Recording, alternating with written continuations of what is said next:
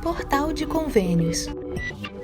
Todas as notícias sobre convênios e outros acordos na administração pública. Olá, este é o podcast do Portal de Convênios, um resumo semanal das principais notícias do âmbito da administração pública para você se manter informado em poucos minutos. Cadastur alcança os 140 mil registros no país.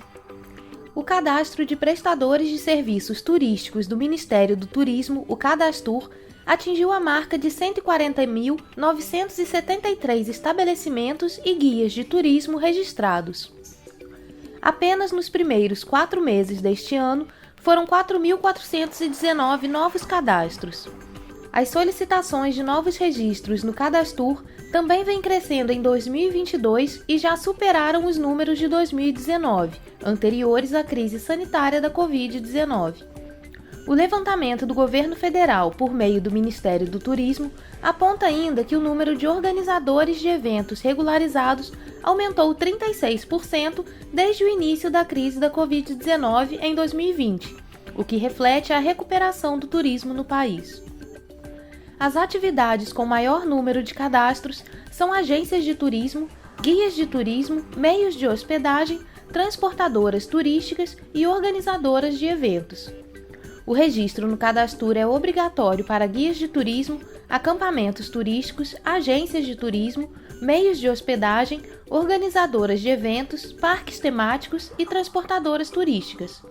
Também podem se cadastrar, mas de maneira opcional, as seguintes atividades: casas de espetáculo, centros de convenções, empreendimentos de entretenimento e lazer e parques aquáticos, empreendimentos de apoio ao turismo náutico ou à pesca desportiva, locadoras de veículos para turistas, prestadoras de serviços de infraestrutura para eventos, prestadoras especializadas em segmentos turísticos e restaurantes, cafeterias, bares e similares. Além de ser uma importante fonte de consulta para turistas, o Cadastur também garante diversas vantagens e oportunidades aos cadastrados.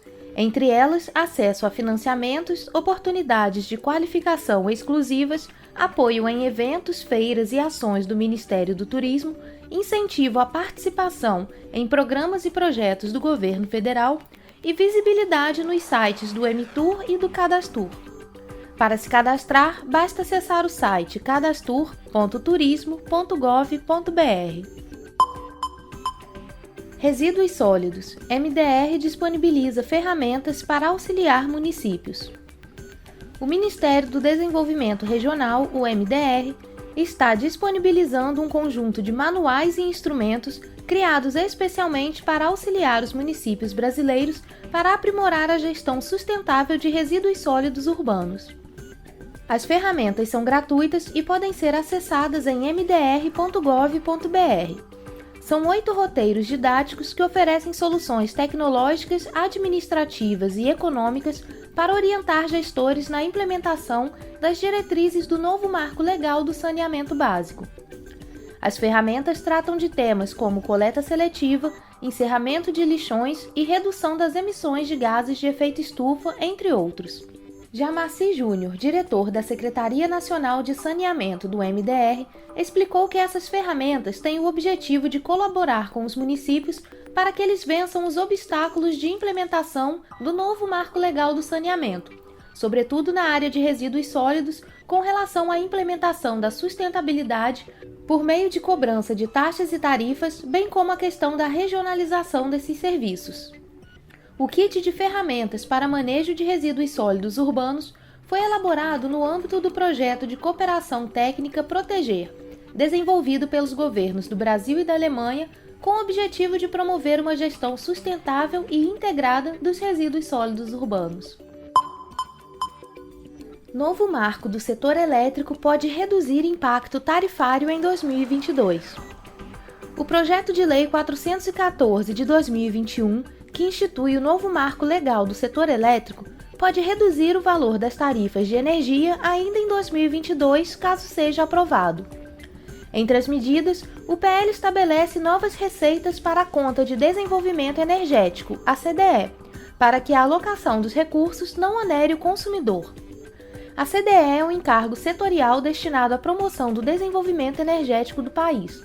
Os recursos são arrecadados por meio de cotas anuais fixadas pela Agência Nacional de Energia Elétrica, a ANEEL, pagas pelos agentes que comercializam energia para os consumidores, por meio de encargo tarifário a ser incluído nas tarifas dos sistemas de distribuição e transmissão. Este ano, a ANEEL aprovou o orçamento para a CDE no valor de R$ 32,09 bilhões de reais, um aumento de 34,2% em relação a 2021. Desse montante, 30,21 bilhões são alocados por meio das cotas anuais. Os recursos da CDE são destinados à concessão de subsídios, como o programa Luz para Todos, descontos da tarifa social de baixa renda, ao carvão mineral, entre outros. Durante encontro promovido pela Frente Parlamentar pelo Brasil Competitivo, na quarta-feira, 11 de maio, em Brasília, o diretor de Energia Elétrica da Associação dos Grandes Consumidores de Energia e Consumidores Livres, Vitor Ioca, destacou a necessidade de novas fontes de recursos para a CDE. Pensando como consumidor, ele vai permitir novas receitas para a CDE. A CDE hoje é o maior encargo setorial que nós temos. Em 2022, ele ultrapassou a barreira de 32 bilhões de reais, o que representa aproximadamente 10% da nossa tarifa de energia, são políticas públicas de subsídios. Então, um projeto que permite novas receitas, que vai aliviar um pouco a tarifa dos consumidores, com certeza ele é muito importante. O projeto de lei também estabelece a ampliação do mercado livre de energia, diminuindo a carga mínima que o consumidor tem que ter para poder escolher o seu fornecedor de energia. O deputado Paulo Ganime, do Novo do Rio de Janeiro, explica que o mercado livre vai continuar a ser regulado pela Agência Nacional de Energia Elétrica, mas acredita que os próprios consumidores vão poder ser agentes de regulação. A gente está em 2022 e hoje o próprio consumidor ele é um agente também para regular os mercados de uma maneira ampla. Quando você vai num restaurante e ele é ruim, o que você faz? Você bota na rede social, você vai lá nos sites de defesa de consumidor. O consumidor ele é cada vez mais autônomo, tem cada vez mais liberdade de defender. Mas a gente tem ainda assim uma agência reguladora que vão continuar existindo e vão continuar atuando. Atualmente, o projeto de lei aguarda texto da relatoria para ser analisado em plenário. Brasil e Japão debatem cooperação para a prevenção de desastres naturais. O ministro do Desenvolvimento Regional, Daniel Ferreira, recebeu na segunda-feira, 9 de maio, o embaixador do Japão no Brasil, Hayashi Teiji, e integrantes da Agência de Cooperação Internacional Japonesa, a JICA.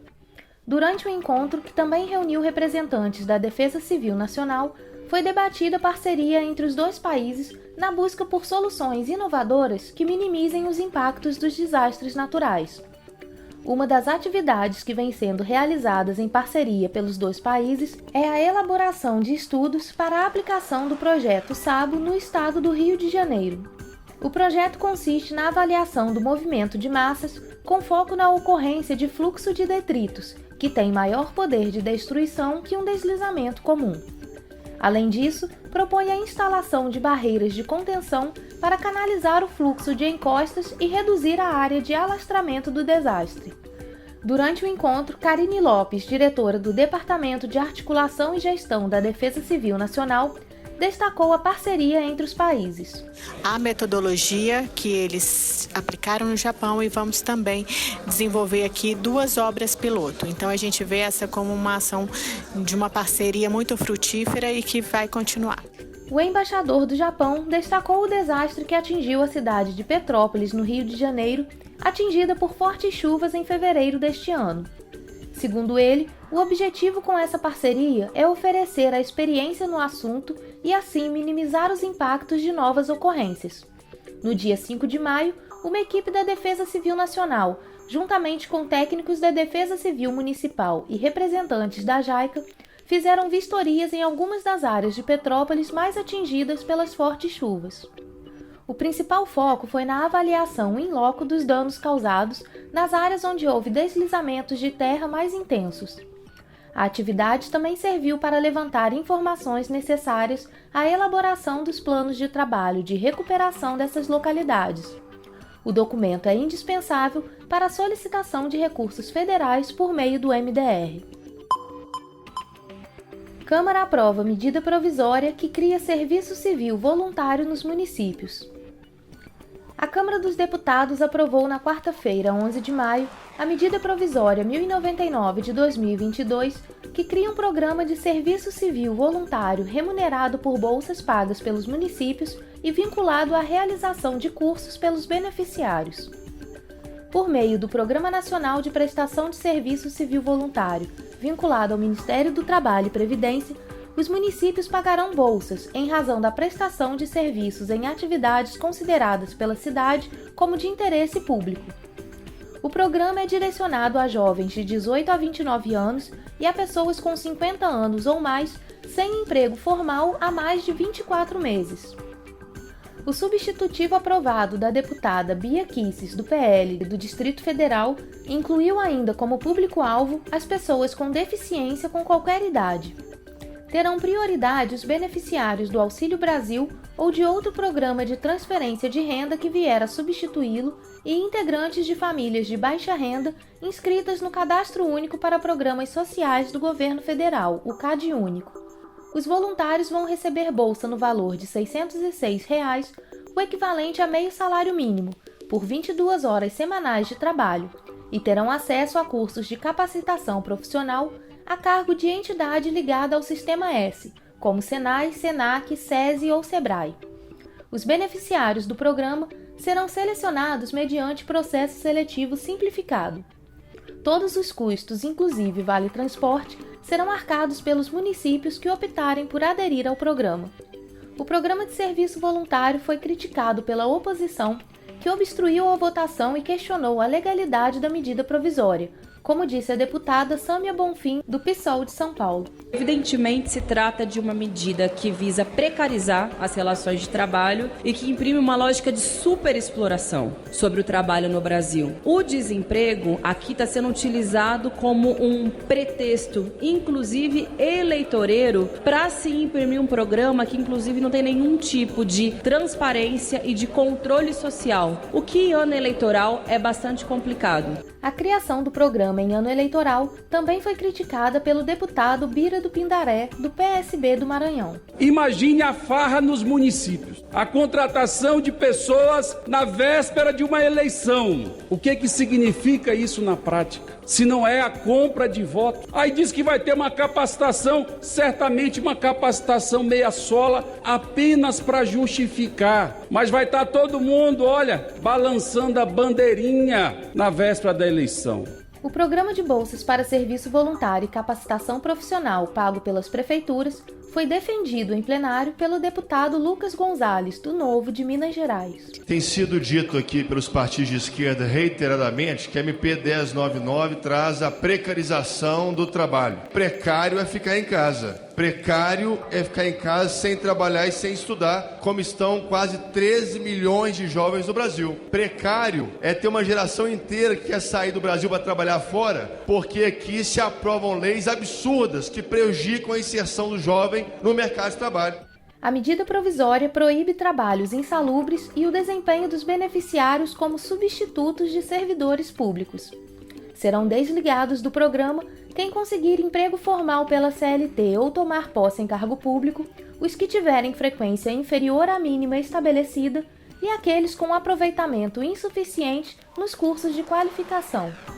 A deputada Bia Kicis, relatora da medida provisória, rebateu as críticas da oposição ao valor da bolsa e as acusações de que o programa tem objetivos eleitorais. Então eu pergunto, como é um programa que se dirige a todos os municípios, o governo federal estaria de alguma forma patrocinando que prefeitos petistas pudessem usar o dinheiro para poderem comprar votos, é isso? Outra coisa, estão batendo muito na questão do meio salário mínimo, são R$606. Porque a pessoa vai trabalhar metade do tempo, ao invés de 44 horas semanais, são 22 horas semanais. E as outras horas são com treinamento, capacitação, porque nós estamos falando de pessoas que estão desempregadas. A medida provisória seguiu para análise do Senado. Você ouviu mais um podcast do Portal de Convênios, te atualizando sobre projetos, prazos e ações em administração pública. Continue se informando em nosso site portalconvênios.com. Até a próxima!